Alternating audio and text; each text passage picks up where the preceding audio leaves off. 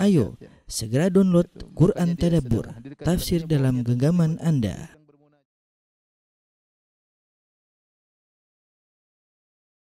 Bismillahirrahmanirrahim. Assalamualaikum warahmatullahi wabarakatuh. Alhamdulillahi ala ihsani wa syukru lahu ala taufiqihi wa amtinani. Asyhadu an la ilaha illallah wahdahu la syarika lahu ta'ziman li sya'nih wa asyhadu anna Muhammadan abduhu wa rasuluhu da'ila ridwani. Allahumma salli alaihi wa ala alihi wa ashabihi wa ikhwani. Ikhwan dan akhwat yang dirahmati Allah Subhanahu wa taala, kita melanjutkan pembahasan kita tentang prinsip-prinsip dasar tentang jual beli ya, tentang jual beli.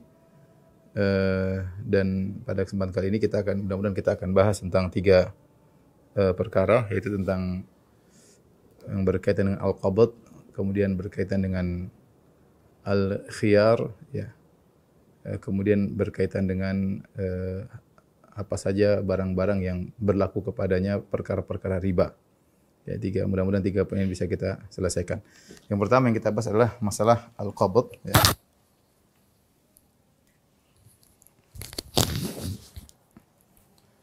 Maksud dari al-qabd yaitu seorang setelah mengadakan transaksi jual beli, maka dia al-qabd artinya memegang, artinya berpindah tangan. Al-qabd artinya dalam bahasa Arab artinya memegang, yaitu berpindah tangan. Tujuannya apa? Al-qabd ini pembahasannya pentingnya adalah untuk bisa menjual kembali barang tersebut. Karena ada barang-barang kalau kita sudah beli tapi kita belum qabd, maka tidak boleh dijual. Yang tidak boleh dijual lagi kecuali setelah al-qabd. Setelah al-qabd baru kita boleh jual lagi. Sederhananya seperti gini, kita misalnya beli mobil di dealer, kita telepon, kita beli mobil dealer, sebelum kita pindah kepemilikan, kita sudah jual lagi sama orang, itu boleh atau tidak? Ya, itu boleh atau tidak? Yang jawabannya tidak boleh. Ya, jawabnya tidak boleh. Kenapa? Karena nahan Nabi SAW an ribhi ma la yadman ya. Sebabnya ini, sebab ya, Nabi SAW melarang mengambil untung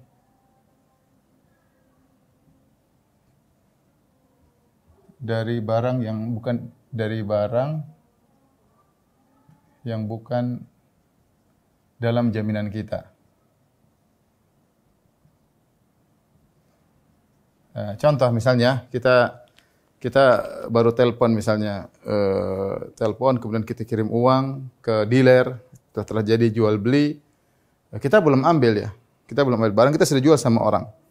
Seandainya terjadi kebakaran pada dealer tersebut, ya, tentu yang bertanggung jawab adalah dealer karena kita belum terima barang tersebut, belum ada serah terima ya, pindah tangan atau ini serah terima, al-qabd maksudnya serah terima ya. Lain halnya kalau sudah kita ambil, ya berarti kan apa yang terjadi pada barang tersebut di bawah tanggungan kita, ya maka kita boleh jual. Kita boleh jual. Nabi melarang kita mengambil untung dari barang yang bukan tanggungan kita, ya.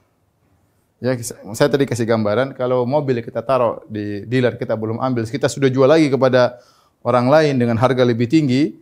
Seandainya terjadi kebakaran atau pencurian di dealer tersebut, dia yang bertanggung jawab, bukan kita. Berarti mobil tersebut masih di bawah tanggung jawab dealer. Nah, kalau masih di bawah tanggung jawab dealer, kita nggak boleh jual.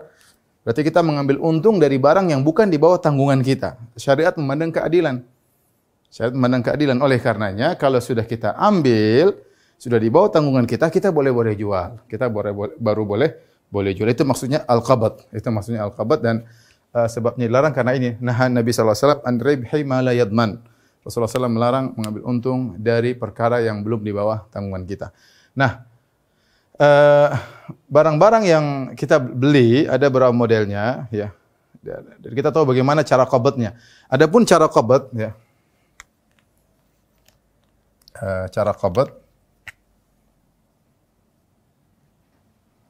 cara serah terima ya kalau bahasa kita, cara al-qabd tidak dijelaskan dalam syariat ya, tidak dijelaskan oleh syariat. Karenanya kembali kepada urf, kepada urf. Pada urf masyarakat. Ya.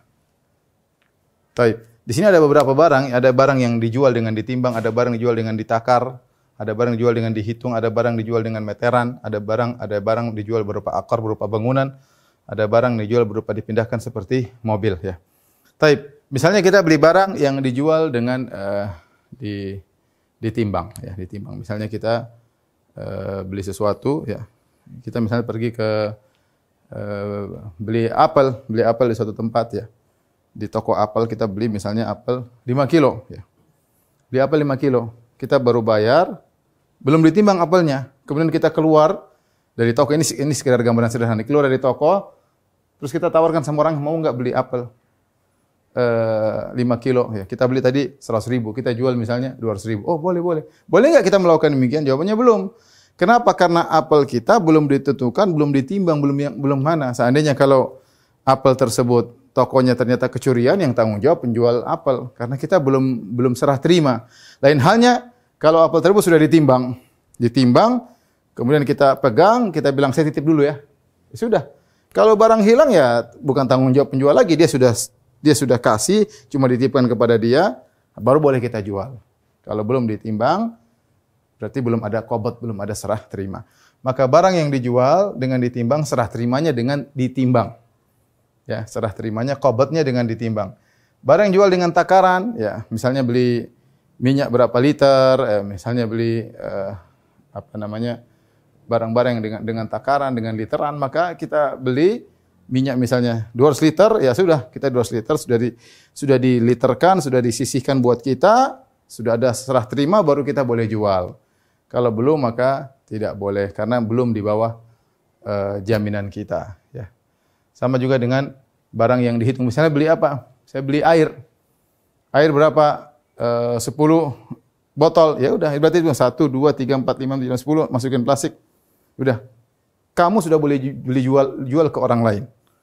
Kamu sudah boleh jual ke orang lain. Kenapa? Karena barang-barangmu sudah dihitung, sudah dikumpulin. Qobdnya dengan dikumpulin, taruhin plastik, kasih kamu, ya sudah selesai.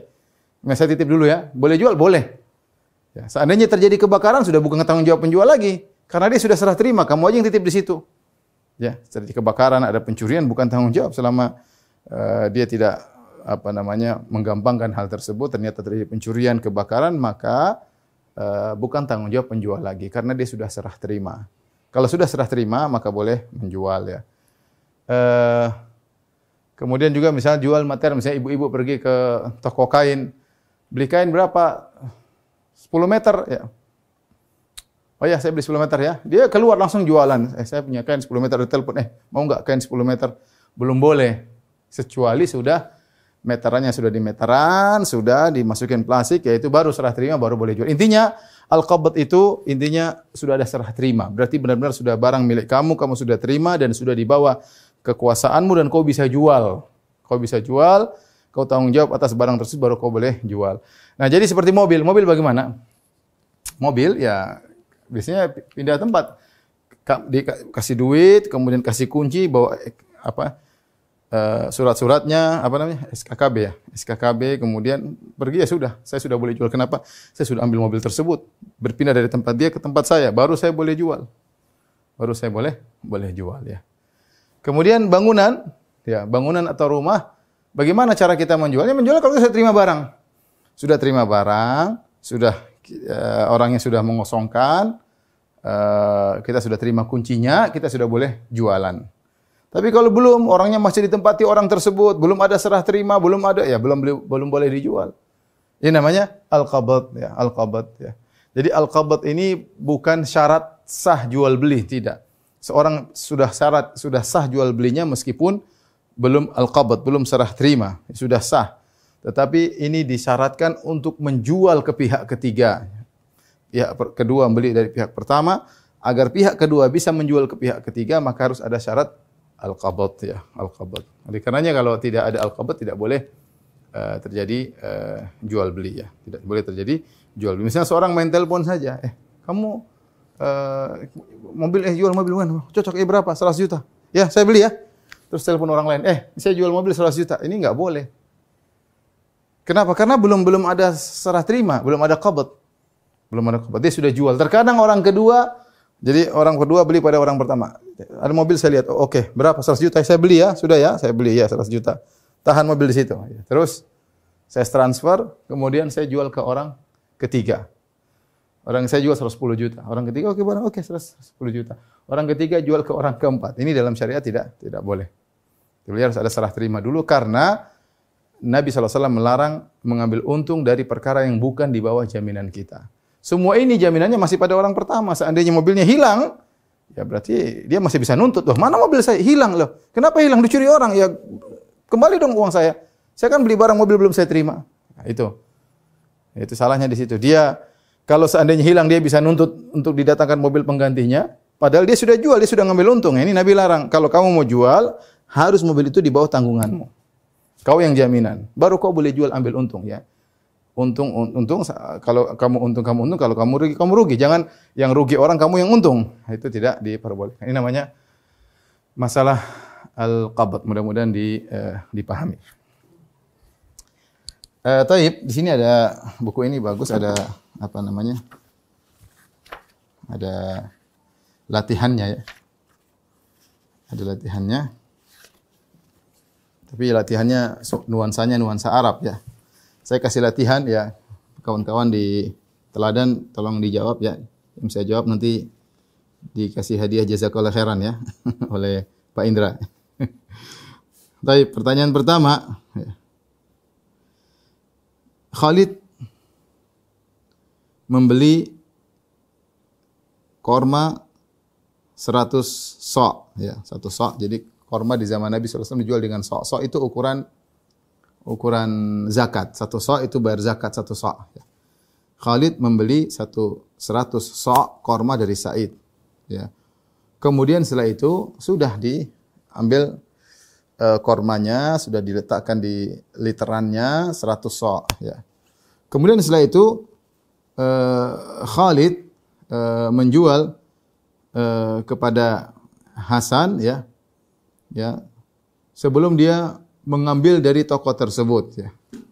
Dia sudah titip saja di situ. Kemudian dia jual ke orang lain, tetapi sudah diliterkan, sudah dibungkus dalam karton atau dalam plastik ya. Pertanyaannya, apakah Khalid boleh menjual kepada Hasan, kepada orang ketiga? Boleh atau tidak? Pak Indra? Tidak boleh, Pak. Kenapa tidak boleh? Ya, karena masih bukan dia yang bertanggung jawab ya terhadap barangnya itu. Ya. Jawabannya boleh karena dia sudah ditimbang, dia titip, ya dia cuma titip doang. Kalau dia udah titip, barang-barang hilang ya sudah, bukan urusan dia. Yang penting dia sudah, ini barangmu, kamu tinggal ambil ya. Salah sendiri dia tidak ambil, tapi dia maksudnya dia sudah serah terima, cuma dia taruh. Kalau dia tidak ada serah terima, maka tidak boleh dijual. Ya. Jadi si Khalid ini sudah serah terima, ya, cuma dia titip di tempatnya Sa'id. Kalau dia titip di situ, berarti dia sudah boleh apa? Jual. Ya. Lain halnya kalau barangnya belum dikail sama sekali, belum divolumekan, belum ditaruh dibungkus sama sekali, ya itu tidak boleh. Tapi kalau sudah dibungkus, sudah serah terima, kemudian dia hanya titipkan, maka dia boleh jual. Kalau dia tidak titipkan dan belum dibungkus, maka tidak boleh dia jual beli ya. Karena belum di bawah tanggungannya.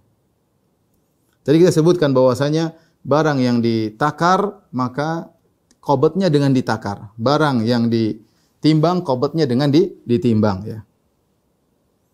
Coba yang ini. Khalid membeli dari Sa'id sebuah mobil di hadapan dia ya. Kemudian Khalid menjualnya kepada Hasan sebelum menerima kuncinya. Boleh atau tidak?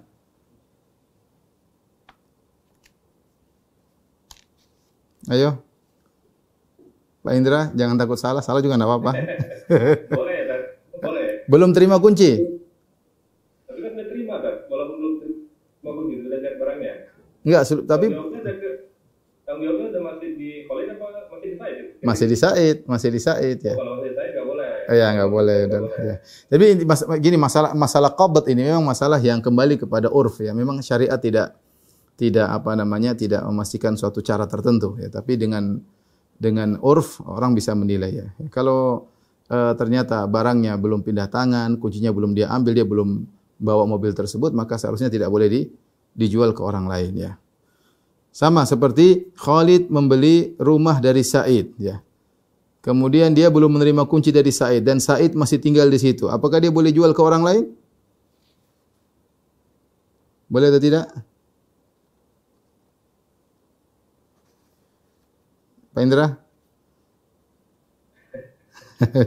Boleh kan? Boleh ya? Boleh. Boleh. Silakan. Khalid Walaupun dia masih tinggal di situ, itu kan berarti dia sudah kalah. enggak. Dia belum terima kunci ya. Kalau disebutkan oleh para ulama yang namanya al-qabad, beli rumah itu rumahnya dikosongkan. Rumahnya dikosongkan, dikasih kunci kepadanya, baru boleh dijual. Boleh dijual ya. Tapi lain halnya kalau misalnya ternyata dia belum terima, belum ada serah terima, maka dia tidak boleh jual. Tapi ini ala kulli hal, ini semua kembali kepada urf masyarakat. Kalau masyarakat memandang itu suatu qabad, suatu serah terima, sudah sah di mata masyarakat, maka tidak mengapa dia jual kembali. Wallahu a'lam bishawab. Tapi kita bahas kedua tentang masalah aqsamul khiyar ya. Pak Indra tolong perhatian baik-baik karena nanti antum yang ditanya terus ya.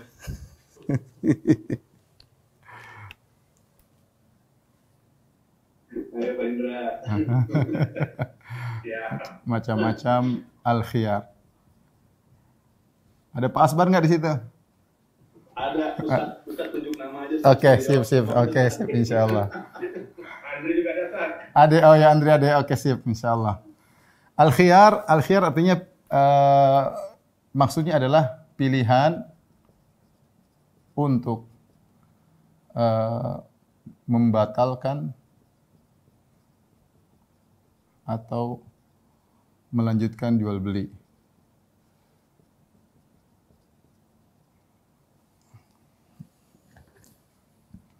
Untuk membatalkan lah. Dia sudah jual beli, tapi dia punya pilihan untuk membatalkan akad jual beli.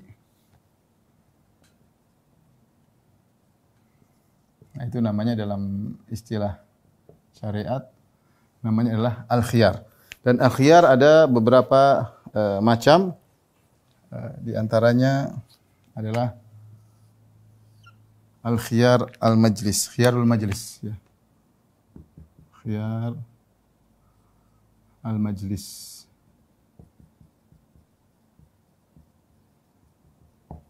Kemudian di antaranya adalah khiyarul aib ya.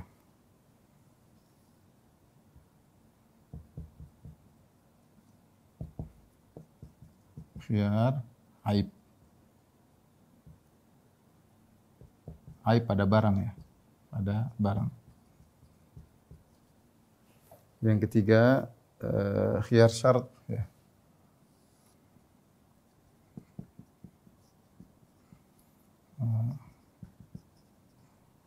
Syarat.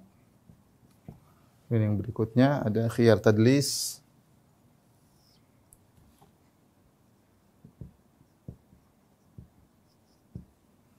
Ya. Khiyar kecurangan atau penipuan.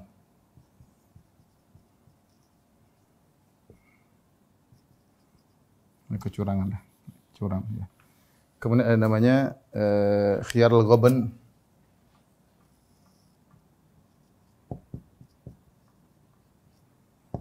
Ghaban ini nanti kita jelas khiyar karena khiyar ketipu lah ya, atau mirip dengan tadi tapi ada bedanya. Nanti kita jelaskan ya. Khiyar ghaban lah, nanti kita jelaskan belakangan. Kemudian khiyar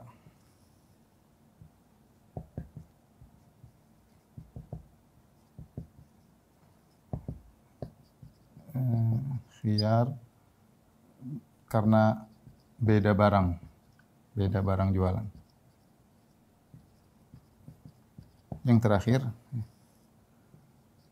khiyar ikhtilaf al-muta'akhidain al-mutabay'ain.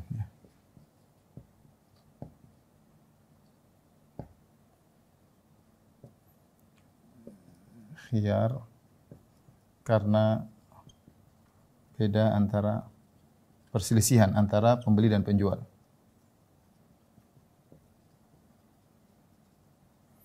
Jadi khiyar ini adalah pilihan untuk membatalkan akad jual beli. Dia mau batalkan atau dilanjutkan ya. Yang pertama adalah khiyar majlis. Khiyar majlis maksudnya selama pembeli dan penjual masih dalam satu majlis, dia belum meninggalkan toko, dia masih boleh berubah pikiran. Dia masih boleh membatalkan pembeliannya. Contoh, misalnya seorang wanita masuk di toko baju, kemudian dia lihat baju bagus ya, kemudian dia bayar. Sudah serah terima, sudah beli, dimasukkan plastik.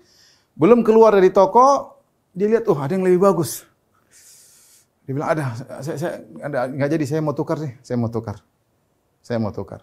Ya, kemudian dia kembalikan. Berarti dia batalkan penjual beli pertama, dia tukar dengan yang kedua. Boleh atau tidak dalam syariat? Boleh.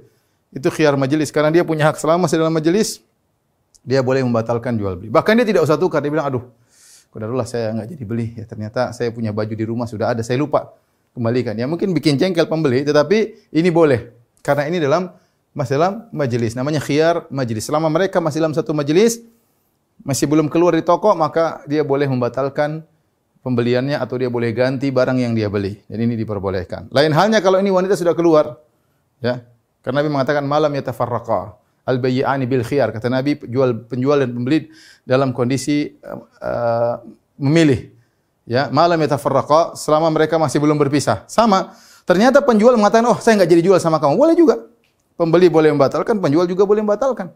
Dia belum berpisah. Aduh, enggak jadi, saya enggak jadi. Misalnya jual HP di orang. Oh, afwan, saya enggak jadi jual. Masih belum berpisah enggak ada masalah. Tapi kalau sudah meninggalkan toko sudah enggak bisa lagi. Misalnya wanita ini ternyata keluar ke toko lain, dilihat ada baju lebih bagus, dia balik lagi. Aduh afwan akhi, saya enggak jadi beli baju ini. Kenapa? Adalah padahal dia pingin beli di tempat lain. Penjual berhak menolak, oh tidak bisa. Sudah selesai. Sudah terjadi jual beli. Dia sudah keluar dari toko, sudah enggak bisa lagi. Selesai khiyar majelisnya. Ya, selesai kesempatan bagi dia untuk membatalkan jual beli. Tapi kalau selama dalam majelis masih boleh. Namanya khiyar al-majlis.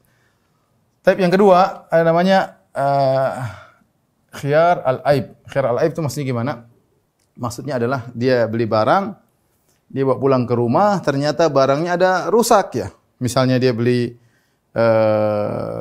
baju ternyata robek di bawahnya. Setelah dibuka ternyata ada kancingnya yang copot ya. Berarti ada aib dalam barang tersebut yang mempengaruhi harga.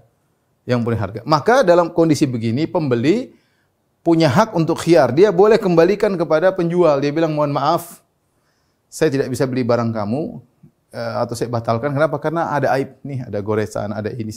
Ini mempengaruhi harga. Ya. Dia berhak untuk membatalkan. Tapi kalau seandainya atau dia bilang ganti dengan yang lain, ya sudah ganti yang lain baru. Kalau seandainya kemudian penjual mengatakan sudah enggak usah dibatalkan, saya ganti dengan ars. Ars itu ganti rugi. Ini harusnya baju harganya 500.000, ya sudah saya kembalikan 100.000 karena ada kancing yang hilang. Ini boleh, terserah dia. Dia mau batalkan boleh karena ini ada aibnya. Karena dia mau beli barang itu dalam kondisi barang itu bagus. Tatkala barang tersebut ada aibnya, dia berhak untuk kembalikan. Tetapi kalau ternyata penjual kasih pilihan, sudahlah kamu ambil aja, tapi saya kasih ganti 100.000 sebagai ongkos kancing yang hilang, maka tidak jadi masalah. Kalau seandainya pembeli menerima, maka silakan. Itu namanya khiyar al-aib. Kemudian khiyar ikhtilafil mabi'. Khiyar karena beda barang jualan ya. Misalnya dia beli barang, dia tunjuk yang ini ternyata dikirim yang lain ya, itu boleh. Ya, dia boleh membatalkan. Ya, dia ingin beli motor ini ternyata dikasih model yang lain, dia boleh batalkan. Dia beli buku ini dikasih buku yang lain, dia boleh batalkan. Tidak sesuai ini, saya ingin beli barang lain kok kirim barang yang lain. Saya ingin barang A, kenapa dikirim barang yang B? Maka ini boleh dibatalkan, terserah dia. Dia batalkan langsung, boleh. Kemudian misalnya khiyar ikhtilaf al-mutabai'ain, yaitu ada beda pendapat antara pembeli dan penjual. Mereka sudah hubungan ketika mau bayar-bayaran, pembeli mengatakan bayar 2 juta. Penjual mengatakan silakan bayar barangnya 2 juta. Kata pembeli, "Loh, kita sepakatnya 1,5 juta." "Enggak, 2 juta kok." "Enggak, 1,5 juta, 2 juta. Ada bukti, enggak ada bukti." Sudah. Ribut, perselisihan. Seperti ini boleh bagi penjual untuk membatalkan dan pembeli juga boleh membatalkan ya. Terserah mereka bro, karena mereka tidak sepakat ternyata mereka sudah oke-okean, ternyata ketika waktu pelunasan ternyata masalah ya. Taib. Berikutnya adalah khiyar syarat. Khiyar syarat misalnya saya beli mobil. Terserah, saya bilang saya beli mobil, syaratnya saya pakai 3 hari. Selama 3 hari saya punya hak untuk kembalikan kalau ternyata tidak cocok. Ya sudah, bayar. Mobil 200 juta. Ya udah, ambil mobil. Silakan pakai selama 3 hari. Dia pakai 3 hari ternyata enggak enak. Ya udah. Hari kedua ditelepon, aduh, akhi, mohon maaf, kayaknya enggak pas. Jadi saya kembalikan mobil tersebut, kembalikan uang saya. Ini namanya khiyar. Syarat 3 hari. Boleh-boleh saja, terserah. Ya. Seperti seorang misalnya membatalkan khiyar majelis. Dia bilang, saya beli baju dari kamu, tapi saya pakai di rumah dulu ya. Pakai sini aja, aduh saya enggak enak di sini, banyak orang. Saya pakai, kalau cocok, ya sudah. Kalau enggak cocok, saya kembalikan ya, tukar dengan yang lain. Boleh, itu khiyar, boleh. 3 hari waktunya ya. Silakan kamu coba pakai baju sampai 3 hari, silakan. Boleh pulang ke rumah dia pakai enggak cocok, dia kembalikan atau dia tukar yang lain, boleh. Itu namanya khiyar. Khiyar syarat sesuai dengan syarat yang mereka sepakati. Mau seminggu, mau sebulan, terserah, yang penting kedua-duanya saling sepakat dengan hal tersebut. Itu namanya khiyar syarat. Khiyar tadlis, ini misalnya apa? Misalnya penipuan mobil ya, jual mobil misalnya. Jual mobil ternyata ini mobil bagaimana? Oh, mobil bekas tapi kilometernya masih dikit, baru 5.000. Ternyata 50.000 dirubah sama dia jadi 5.000. Kemudian dia beli, cocok, dia pulang, setelah dia cek, ternyata 50.000. Saya dibohongin dong, itu namanya tadlis. Itu namanya tadlis. Nah, seperti dia boleh kembalikan. Saya kembalikan, enggak ada apa nanti kurang. Enggak, saya enggak mau kembalikan. Terserah dia mau dikurangi harganya, dia mau kembalikan hak dia karena dia ditipu. Dia ditipu. Tadlis, harusnya mobil tersebut kilometernya 50.000, ternyata dia rubah-rubah jadi 5.000 sehingga orang terpesona. Oh, baru 5.000 kilometer, mobil masih bagus, berani bayar mahal, ternyata ditipu. Itu namanya khiyar tadlis, penipuan, ya, kecurangan. Sama seperti beli mobil ternyata diambilin onderdilnya sebagian, orang dibohongin. Ini terjadi juga ya, terjadi akhirnya dia setelah periksa, oh saya dibohongin. Ya, ini boleh, namanya khiyar tadlis ya. Dia boleh kembalikan dan itu hak dia karena dia ditipu oleh penjual ya. Adapun khiyar al-ghaban, ya, khiyar al-ghaban itu maksudnya apa? Dia enggak ngerti harga, ghaban itu rugi, dia rugi. Jadi dia enggak tahu harga. Dia beli barang, dikira barang itu ya mungkin baru datang dari mana? Dari satu kota datang ke kota yang lain, kemudian dia beli barang itu harganya 50.000, tapi dia beli 150.000. Orang yang penjual tahu ini orang baru datang, enggak ngerti harga. Padahal murah di tempat tersebut. Dia pikir 150.000 tuh sudah murah, ternyata harganya 50.000. Dia dibohongi, dia beli 10 barang tersebut, 1.500.000. Padahal harganya cuma 500.000 ya. Karena barang tersebut harganya 50.000. Dia dibohongin.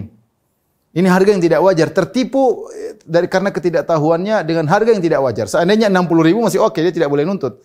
Biasa orang jual 50, 60. Tapi sekarang 50 jadi 150.000. Ini suatu hal yang sangat signifikan dan tidak benar. Dia dibohongin.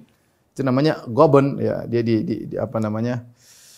tidak ngerti harga dan dia berhak untuk mengembalikan. Meskipun awalnya dia ridho, saya ridho kok. Tapi setelah dia tahu ini barang ternyata harganya murah, ya, maka dia berhak untuk membatalkan jual beli tersebut dan minta kembali uang. Ini semua namanya istilahnya adalah al-khiyar ya. Saya ulangi, khiyar majelis. Tadi selama belum berpisah dari toko ya, masih khiyar aib. Tadi ada barang yang ternyata barang yang tidak benar boleh dikembalikan.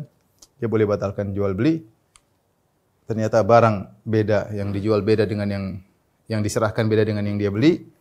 Ada ribut antara pembeli dengan penjual, maka dua-duanya boleh berhak punya untuk membatalkan. Khiyar syarat, itu dia berhak untuk mengembalikan, kasih syarat. Seminggu kayak 3 hari kayak. Saya syarat ya, saya boleh kembalikan barangnya selama seminggu ya. Oh boleh ya, sudah. Dia punya khiyar selama 7 hari. Misalnya itu 3 hari. Khiyar tadlis tadi dibohongin seperti mobil tadi kilometernya dikurangin ternyata sudah banyak. Khiyar ghaban tadi dia jual beli ternyata dibohongin harganya. Dan ini mungkin terjadi ya karena penjualnya kurang ajar ya. Seperti misalnya Dia datang dan ada namanya Najash. Najash itu sama. Najash itu Rasulullah mengatakan Najash. Najash itu seorang mengompori, ya, seakan-akan dia menggambarkan barang itu mahal. Jadi kerjasama antara penjual dengan temannya. Ada pembeli datang, ini barang bagaimana? Si teman ini pura-pura nawar, 150.000 ya. 150.000. Wah, enggak. 150.000, enggak. Ini pokoknya ini barang bagus. Dia bersandiwara. Ini barang bagus, ini barang. Akhirnya pembeli kejebak, dia pikir memang ini barang harganya mahal, dia bayar. Ternyata tidak ada nilainya ya. Seperti waktu banyak penipuan tentang apa dulu? Bunga-bunga antorium yang Masya Allah orang terperdaya harganya sih. Padahal semua dibohongin sama orang, harganya ternyata tidak segitu ya.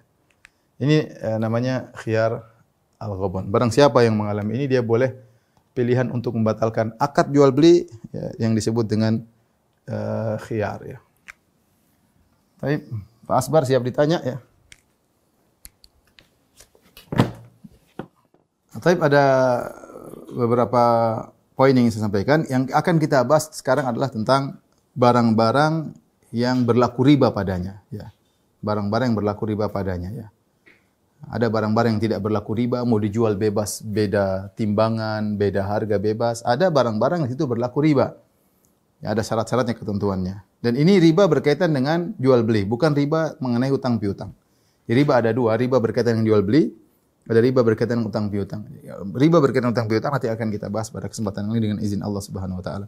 Yang sekarang mau kita bahas adalah tentang barang-barang yang berlaku riba padanya, bukan riba berkaitan hutang piutang ya. Barang-barang atau harta yang berlaku hukum riba padanya. Jadi dalam hadis Rasulullah SAW bersabda, "Az-zahab bil-zahab, wal-fiddah bil-fiddah, wal-burru bil-burru bil-burr, wasyair syair,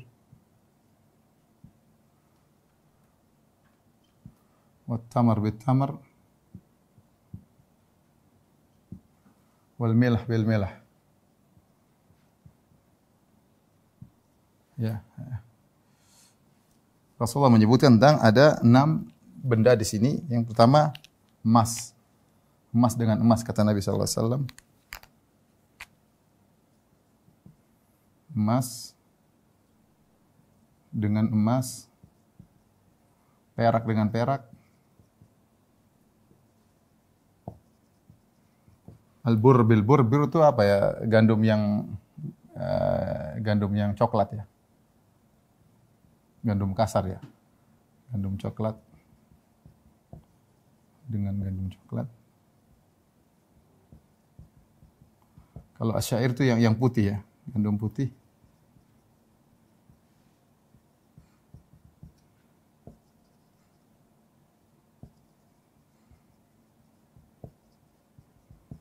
Kemudian tamar bit tamar, korma dengan korma.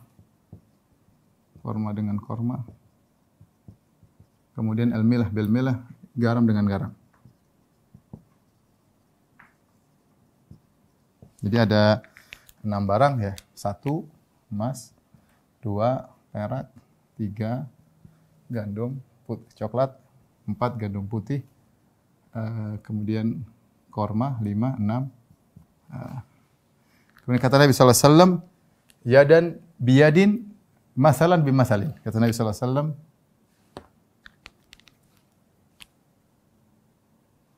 masalan bimasalin, yadan biyadin.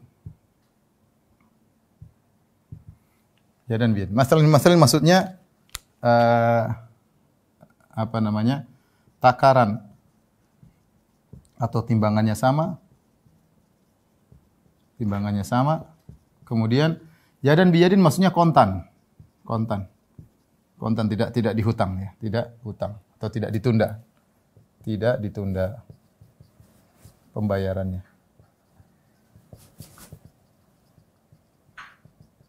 Nah, Kemudian Nabi mengatakan, wa idza ikhtalafatil ajnas fabi'u kaifa syi'tum idza kana yadan biyadin. Misalnya salam, wa idza ikhtalafatil ajnas fabi'u kaifa syi'tum idza kana yadan biyadin. Jika beda jenisnya, kata Nabi, beda jenisnya, maka juallah terserah kalian, juallah terserah kalian. Jika kontan. Tapi inilah 6 benda atau 6 harta yang berlaku hukum riba dengan kesepakatan para ulama. Emas dengan emas, kalau mau dijual harus masalan bimasalin yadan biyadin, harus takarannya sama meskipun satunya bagus, satunya baru, satunya lama, satunya jelek, pokoknya takarannya harus sama dan harus kontan. Perak dengan perak demikian juga, kalau mau beli perak dengan membeli perak dengan bayar perak, ingin membeli perak dengan bayar perak, aturannya sama. Masalan bimasalin, takarannya harus sama, timbangannya harus sama, harus kontan. Sama. Al-bur bil bur, ingin beli gandum dengan gandum, tukar gandum dengan gandum, sama. Harus dengan timbangan yang sama dan kontan. Syair bi syair juga demikian. Gandum putih dengan gandum putih, maka takarannya sama, harus kontan. Korma dengan korma juga demikian. Misalnya korma ajwa dengan korma sukari. Ini tentu dua model korma yang berbeda, tapi mereka satu jenis, sama-sama korma. Tidak boleh, kita tahu korma ajwa lebih mahal daripada korma sukari, lebih mahal. Tetapi kalau kita beli korma ajwa 1 kilo dengan bayar korma sukari 2 kilo, nggak boleh. Nggak boleh. Kenapa? Karena dia satu jenis, sama-sama korma. Jadi harus kontan dan harus sama ukurannya. Karena satu korma, meskipun satunya korma bagus, yang lainnya korma jelek, maka harus sama. Terus bagaimana Ustaz ya? Kalau tidak mau ya kormanya jual pakai real, baru beli yang korma jelek tadi, terserah. Tapi pokoknya kalau adapun korma dengan korma, aturannya harus sama, timbangannya sama, harus kontan. Kemudian al-milah bil milah, sama. Mau garam Bekasi, mau garam Pondok Indah, ya sama saja. Pokoknya mau sama-sama, harus takarannya sama, harus kontan. Ya. Kalau takarannya sama, tetapi pembayarannya tidak kontan juga tidak boleh. Misalnya, saya beli korma ajwamu ya, 1 kilo. Kamu bayar pakai apa? Saya beli korma sukarimu ya, 1 kilo ya. Terus bayarnya pakai apa? Saya bayar pakai korma ajwa nanti, tapi minggu depan 1 kilo juga. Di sini sama takarannya, tapi bayarnya tidak kontan. Ini juga riba ya. Jadi jika takarannya beda, ini namanya riba fadl. Riba al-fadl. Al-fadl itu tambahan bahasa Arabnya. Al-fadl itu maksudnya riba al-fadl. Riba al-fadl. Tambahan. Kalau jika ditunda, maka terkena namanya riba an-nasi'ah. Riba an-nasi'ah. Itu nasi'ah artinya tundaan, yaitu riba nasi'ah. Itu tertunda, riba tunda. Ini namanya riba. Taib. Tapi kata Nabi sallallahu alaihi wasallam, "Idza ikhtalafatil ajnas", kalau jenisnya berbeda, fabi'u kaifa syi'tum idza kana jadan bijadin. Maka silakan kalian jual beli, terserah kalian, yang penting kontan. Jadi kalau jenisnya beda, ini maksudnya apa? Kalau jenisnya beda, maka boleh fadl, boleh beda timbangan, tapi harus kontan. Maksudnya gitu, tapi harus kontan. Contoh, saya membeli korma dengan garam. Ini zaman dulu, zaman sekarang tidak ada namanya barter ya. Sekarang dengan duit. Tapi ini kita bicara agar kita ngerti hukum dulu. Misalnya saya beli korma dengan garam. Saya beli korma satu sok dengan saya bayar garam misalnya 10 liter, nggak ada masalah. Tetapi harus kontan. Tetapi harus kontan. Tidak boleh ditunda. Kalau saya beli korma dengan membayar, korma seliter, saya bayar dengan garam 10 liter, tapi saya bayarnya minggu depan, berarti saya terjerumus dalam riba nasi'ah. Riba nasi'ah. Tapi saya tidak terjerumus dalam riba al-fadl. Kenapa? Karena jenis berbeda boleh, kalau jenis berbeda maka timbangan boleh beda. Timbangan boleh beda. Baik, sekarang saya tanya kepada Andre. Tolong perhatikan Andre. Ada berapa kena riba di sini? Ya. Andre ada tidak? Ada ya? Oke. Si Khalid membeli 1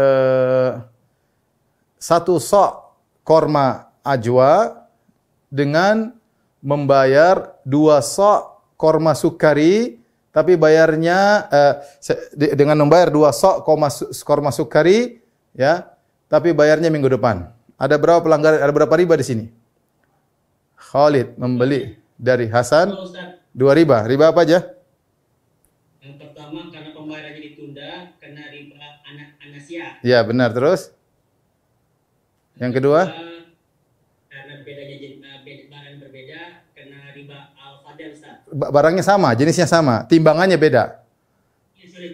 Karena timbangan atau volumenya beda, maka terkena riba al-fadl. Taib, Masya Allah. Ya. Taib, Pak Asbar. Ya. Kalau si Khalid membeli emas lama, ya, emas lama, emas lama tersebut, dia punya emas lama 10 gram. Kemudian dia pergi ke toko emas, dia beli emas 8 gram baru. Dia bayar kontan. Ya, ini ada pelanggaran atau tidak?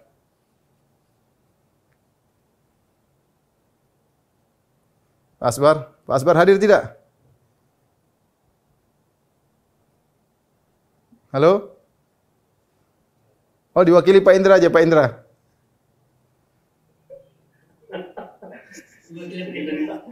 Ditanya beneran dia dong. Balik bandar ini. Enggak, Pak Asbar tawadhu. Pak Indra. Kena itu kan, kena riba. Riba apa? Riba Al-Fadl atau Nasi'ah?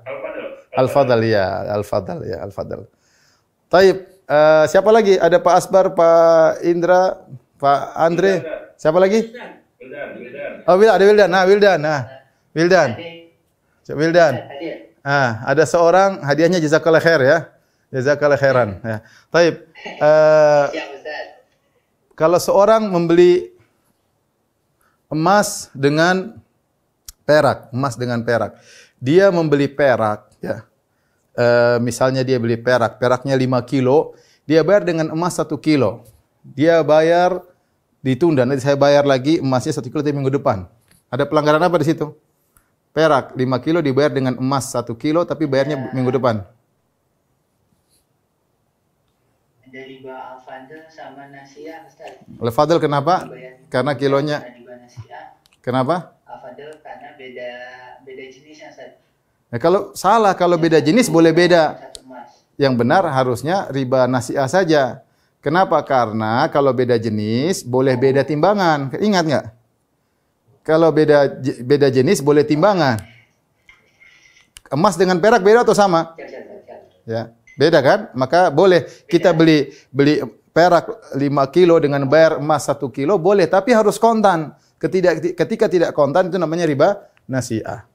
Riba nasi'ah. Taib. Kemudian setelah itu kita lanjutkan. Para ulama khilaf tentang benda-benda apa yang bisa diikutkan kepada 6 barang ini. Mereka untuk masalah emas dan perak mereka sepakat ini ilah pengharamannya atau ilahnya sebabnya adalah sebagai alat jual beli, alat bayar. Thamaniyah ya, yaitu alat bayar. Maka diikutkan dalam hal ini adalah maka dikiaskan kepada mata uang sekarang ya. Mata uang sekarang dikiaskan kepada ini maksudnya. Mata uang ya. Sederhananya, misalnya Saya beli rupiah dengan dolar. Jadi masing-masing negara dianggap satu jenis. Jenis dolar dengan jenis rupiah dengan jenis dolar Singapura ini beda-beda sendiri. Jenis seperti emas dan perak. Jenis emas berbeda dengan jenis perak. Maka kita katakan masing-masing negara punya jenis sendiri. Dolar Amerika berbeda jenis dengan dolar Singapura, berbeda jenis dengan pound sterling, berbeda jenis dengan ringgit, berbeda jenis dengan rupiah. Oleh karenanya boleh tafadhul, boleh berbeda kalau kita belanja, tetapi harus kontan. Misalnya saya money changer, saya surf, money changer. Ya, saya tukar uang. Boleh nggak saya beli $100 dengan 5 juta? Boleh saja, nggak ada masalah. Terlalu mahal ya, terserah. Kamu mau beli terserah. Tapi boleh, secara hukum boleh. Saya boleh membeli uang $100 Amerika dengan saya bayar 5 juta. Boleh. Tapi harus kontan. Kalau saya tidak kontan, riba nasi'ah. Saya riba nasi'ah. Ya. Kalau adapun perbedaan boleh karena ini jenis berbeda. Lain halnya, coba saya tanya Pak Indra. Pak Indra, saya punya uang $100, $100-an, saya beli uang pecahan $10, 9, ya. Karena saya butuh uang pecahan. Saya bayar kontan. Boleh atau tidak Pak Indra? Nggak boleh, Pak. Kenapa? Karena kena riba kalau Iya, karena dolar sama-sama dolar Amerika, paham? dolar Amerika ya. Karena sama-sama dolar Amerika, ya. Iya. Ya. Caranya beda. Ya nanti kalau dolar Indonesia baru beda. Tapi kalau dolar Amerika, jadi itu contohnya dikiaskan dengan mata uang yang ada masing-masing negara. Saya ingatkan, masing-masing negara dianggap satu jenis mata uang. Masing-masing negara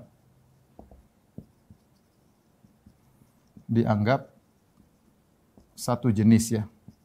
Jadi kalau mata uang yang lain berarti jenis yang lain ya.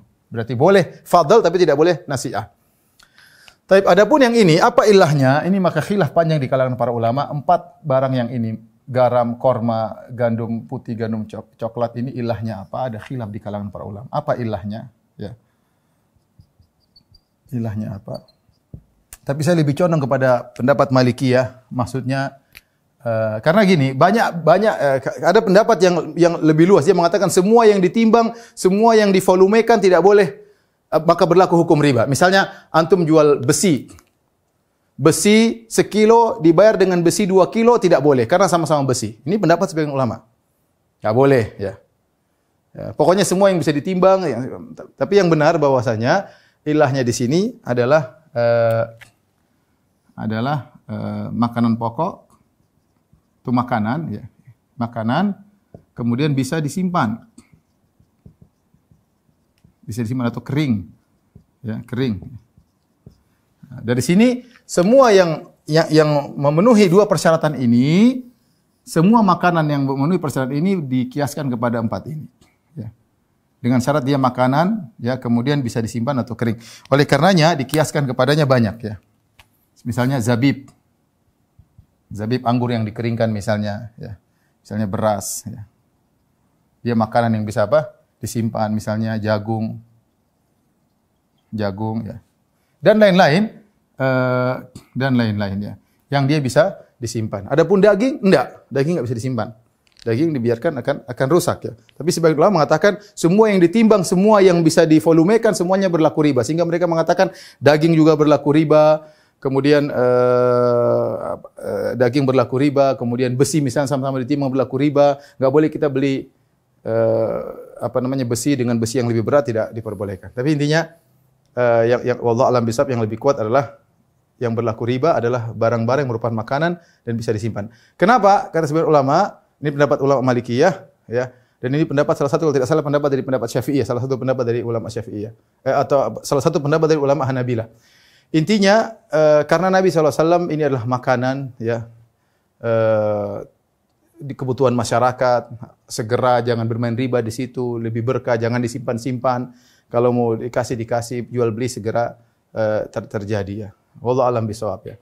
Dari sini saya tanya kepada kawan-kawan, kalau saya beli motor 1 ditukar dengan 2 motor 2, dengan 2 motor, riba atau bukan? Bukan, karena bukan barang-barang riba. Ya, kalau saya beli apel Malang ditukar dengan apel ceger misalnya, apel Malang sekilo saya bayar dengan apel ceger 2 kilo. Boleh atau tidak? Boleh. Boleh. Kenapa? Apel bukan Boleh Ustaz. bukan barang riba. Ya, karena dia bukan makanan yang disimpan, simpan rusak. Ya, disimpan rusak ya. Baik, ini saja mungkin yang bisa saya sampaikan ya. Kurang lebihnya saya mohon maaf. Subhanakallah bihamdik asyhadu an la ilaha illa anta astaghfiruka wa atubu ilaik. Assalamualaikum warahmatullahi wabarakatuh.